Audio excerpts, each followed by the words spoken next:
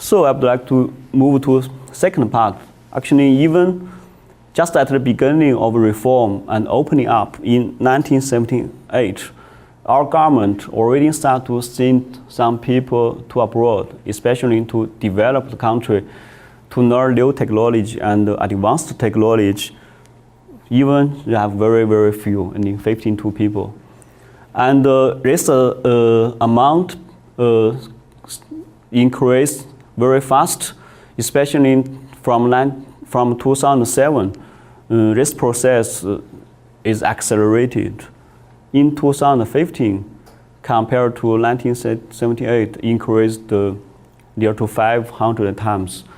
So this increase actually is in line with the development of economy. So we could get this conclusion actually, with the development of economy, the country pays more and more attention to the training of talents.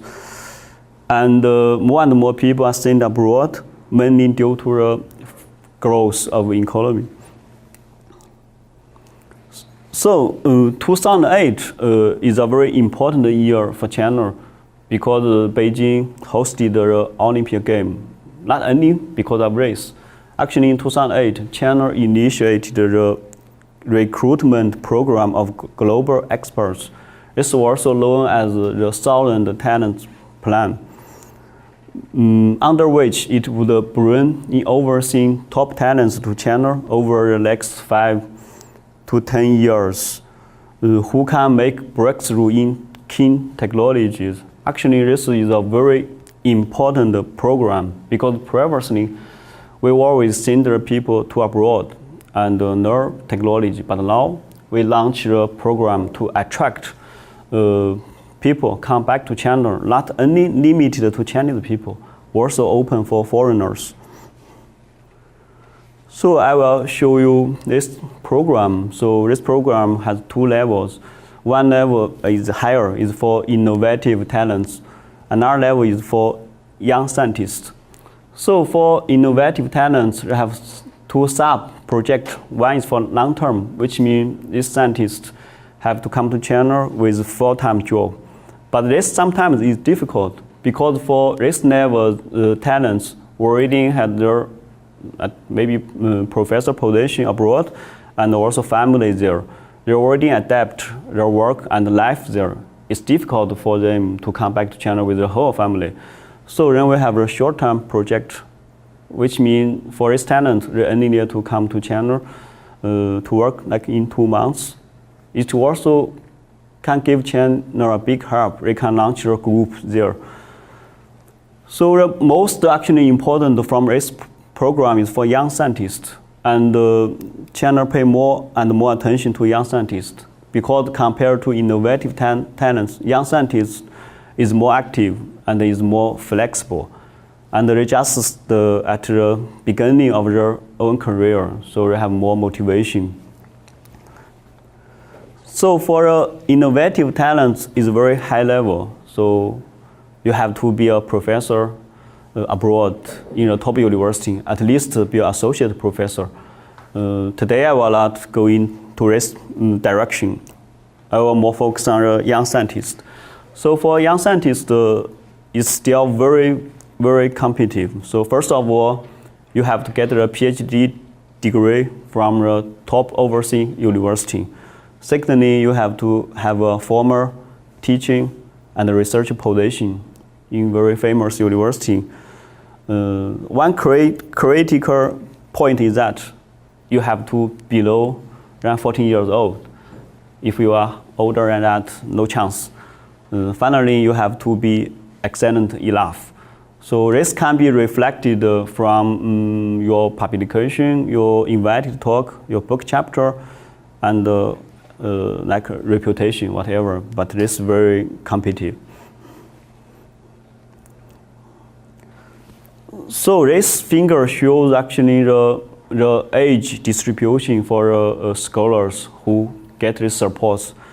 From this figure is clear actually the main domination for young scientists actually from 13 to 36 years old. So you can imagine actually for fresh PhD students, it's almost impossible to get this support. You always to after a PhD, you should do several years postdoc or other related research position to get more reputation. So how is young scientist can be supported? Once you get a scholar, first of all, your salary, you will get around 0.5 million yuan at once from the government. This from a central government. And from a local government, they will support normally the equal amount of such money. Finally, for a salary, actually is commonly used where a salary is from 0.3 to 0.5 million yuan per year. Maybe the salary is not very high in Japan, but in China, this is extremely a lot of money. So which means a young scientist can concentrate on their research. They don't need to worry about their daily life and don't need to worry about how to earn money. Secondly, is quite important. They can get study funding from a government without any proposal. So they can get 1 to 3 million yuan, of course, depending on their application form. Except that, normally the university will support more or less the same amount of money. So this is more than enough actually for young scientists to launch an independent group. But I will show you actually this is quite challenging, not only because of the money, also a lot of challenges for young scientists in the third part. The last good point is the housing arrangement. I don't know how about in Japan, but in China, this is very important. Almost every Chinese family want to have their own apartment. So in China, normally, if a young scientist, if they buy an apartment in this city, which means they already decide to work there for quite a long time. So normally the university will give very high housing allowance and flexible house supported by university. So from this, you can say actually for young scientists, once you can involve in this project, you will get fully support. You are very lucky, you can get a lot of resource. But this is only for overseas Chinese scholars. Of course, many domestic talents in China will complain for that because it is only open for overseas Chinese scholars. So for this reason, so in 2012, so Chinese government actually launched another very important project. It's so-called the 10,000 plan. So previously it's 1,000 plan, now it's 10,000 plan.